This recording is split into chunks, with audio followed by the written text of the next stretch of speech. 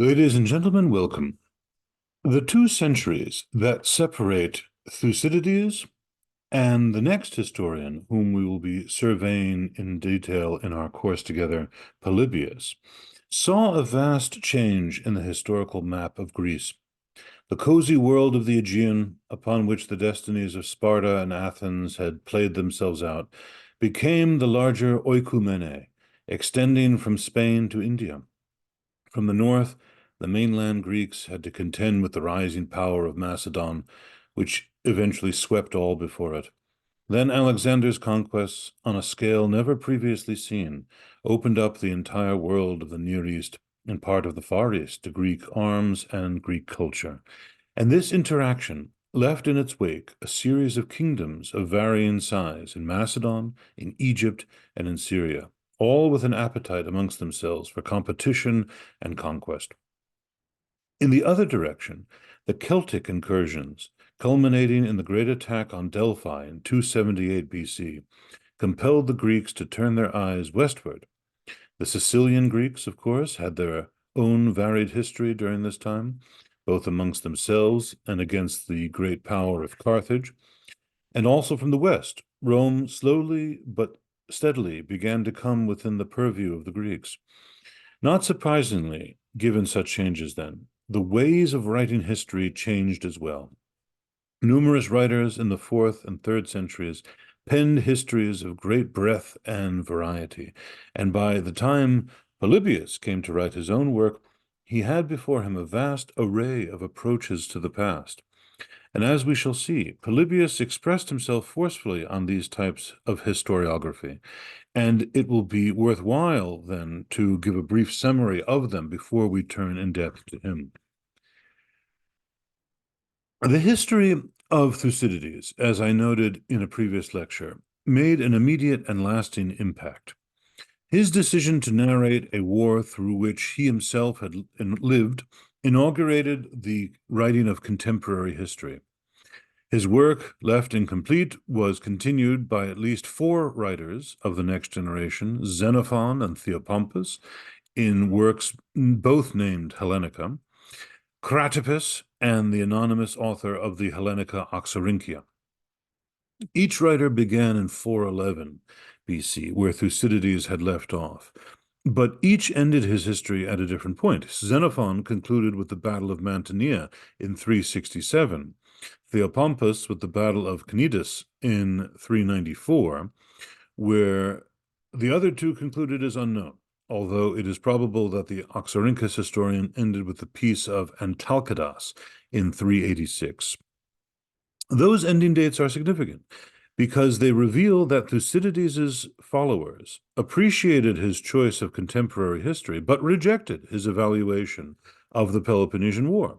That is to say, although Thucydides had asserted its unique magnitude as the reason for telling its history, all of his continuators passed beyond the point of the war in 404, and in doing so reoriented their works as contemporary histories of a period rather than as the histories of a war or a single conflict of great magnitude. This type of Hellenica, or continuous history, had many practitioners in the 4th and 3rd centuries, as Thucydides' continuators were themselves continued.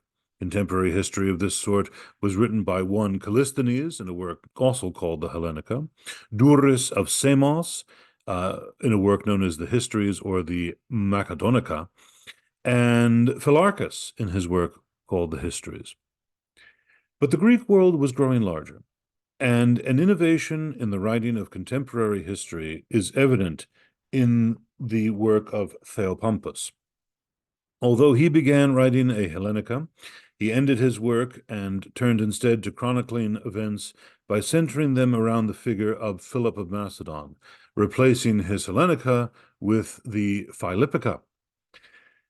By doing so, he created individual-centered history, a way of organizing or focalizing history that was to prove profoundly important for those who chronicled the events of Philip's son, Alexander. These first-generation Alexander histories, Callisthenes, Ptolemy, Aristobulus, and Clitarchus, are all lost but it is clear that their works centered around the figure of Alexander, and his activities were the main subject matter of the work. His accession providing the starting point, his death the natural endpoint of these works. Although Polybius was to find fault with such an orientation, as he mentions in his work, Book 8, Chapter 11, 3 through 5, it proved of great usefulness when writing the histories of monarchs. After Alexander's death, there were those who chronicled the deeds of his successors, chief among them Hieronymus of Cardia, in a work probably entitled The Affairs After Alexander. The re-entry of Persia into Greek history in the late 5th century and the campaigns of Alexander in the 4th encouraged the Greeks to look eastward. A series of authors, taking their cue from Herodotus, wrote treatments of non-Greek lands. Their approaches, however, differed one from another. Ctesias of Cnidus, in his work The Persica, was a history of Persia in 23 books, from Ninus to Semiramis to from Ninus and Semiramis to 398 or 397 BC. Treating much legendary history as well as the Persian wars with Greece, in which Ctesias contradicted Herodotus everywhere. It concluded as contemporary history, with Ctesias himself playing an important role in events. His history was followed by that of Dinon of Colophon, who wrote on Persian history from its beginnings to the year 343, 342. With a very different focus, Hecataeus of Abdera, around 300 BC, compiled a work known as the Aegyptiaca, as did the priest Manetho, about a generation later. In Babylon, the priest Berosus wrote a Babyloniaca. Alexander's general Megasthenes wrote an Indica based on his own travels and experience with Alexander in the East. These works, although containing some narrative history, were also an account of the origins and culture of these lands. And in this sense, they rejected the narrower political history of Thucydides for the larger cultural interest of Herodotus. The 4th and 3rd centuries also saw the full flowering of Greek local histories, a genre that had existed in some form since the time of Herodotus. Especially prominent here were the local historians of Attica, the Athedographes, a series of men who that begins with Hellanicus of Lesbos and ends with Philochorus of Athens. These historians concern themselves not only with the political and military history of Athens, but also with its cult and its culture, and in this way they represent the same sorts of interests evident in histories of non-Greek lands. In the West, the Sicilian Greeks made and commemorated their own history, beginning with Antiochus of Syracuse, a younger contemporary of Herodotus. The Sicilian historians chronicled the deeds of their rulers, both amongst themselves and in their great conflicts with Carthage, among others. Philistus of Syracuse, an admirer of Thucydides, wrote a Sicilica, which treated Sicilian history from its origins to the year 363-362. The latter books seem to be focalized around the deeds of the elder and younger Dionysius.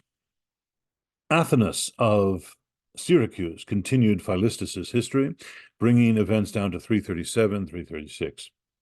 The most famous and important Sicilian historian, of course, was Timaeus of Tauromenium, the bête noire of Polybius's Book 12.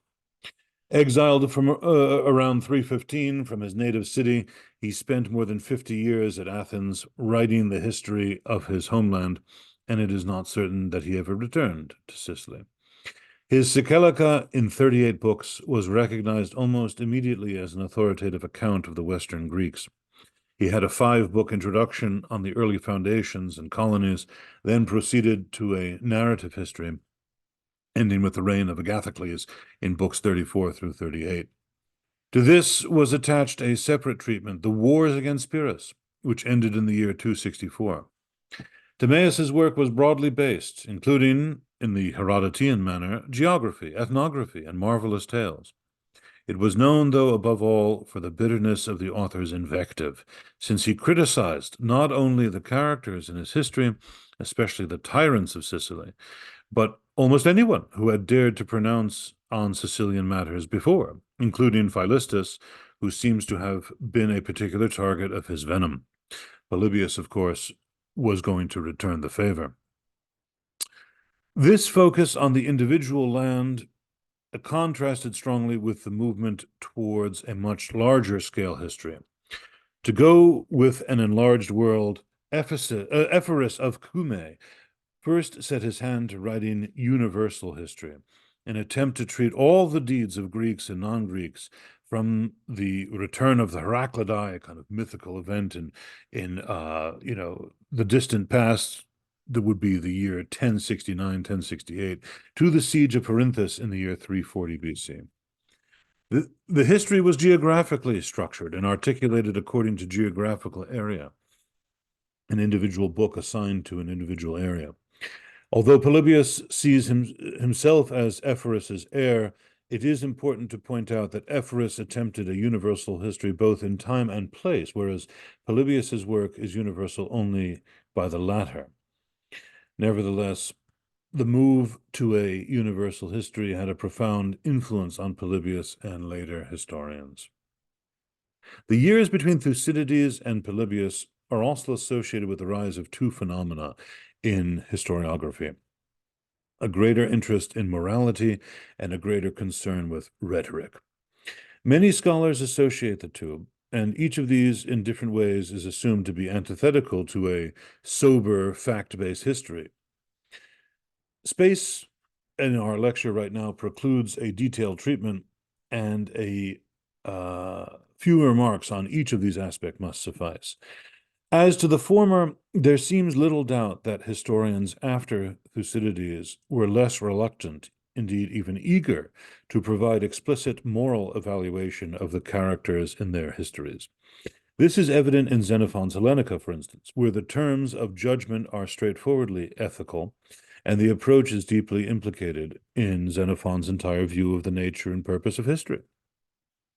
The same type of moral evaluation can be seen in the fragments of Theopompus, although that historian was especially infamous for his negative portrayals, even of the protagonists in his history.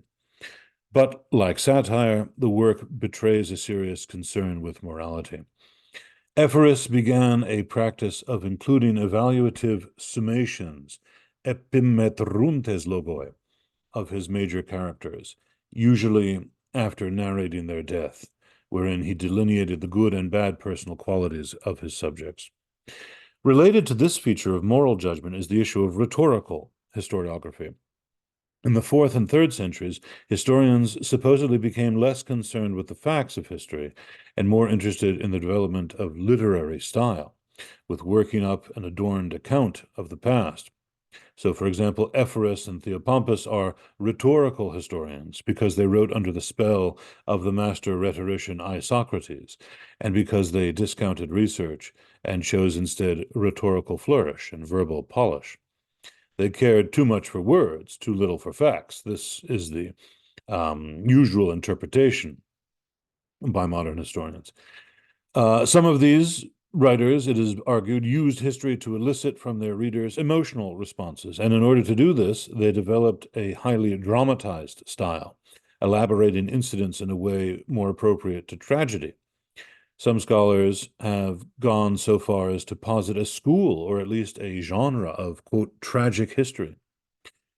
But this is hardly warranted and severely overstates the case. That there was a change in the 4th and 3rd centuries in the way that history was written can hardly be denied, yes. But that either its cause or effect was rhetoric or rhetoricians is alarmingly simplistic. As I've noted at the outset of this discussion, all narrative histories are rhetorical creations, even those that pretend to present just the facts. That is kind of something that we have to bear in mind when we look at any historian. The question of research, to the extent that it can be determined at all, is independent, therefore, of the way in which the historian chooses to present the results of that research. That is, the rhetorical means he uses to communicate it are not dependent upon the fact that he does research. Or to put it most crudely, the opposite of research is not rhetoric. Nor is the appeal to the emotions a distinguishing point of Hellenistic historiography, since the concern with suffering and the emotional states of the historical actors can be traced back to Herodotus, and they remain important in Thucydides. What is different about Hellenistic historiography is that historians were responding to a greatly changed world from that of the 5th century. And since the writing of history reflects the concerns of the present, it is no surprise that writers after Thucydides forged new tools to understand and to explain this new world in which they lived. And it is to the greatest of these historians, Polybius, that we now must turn. Thank you.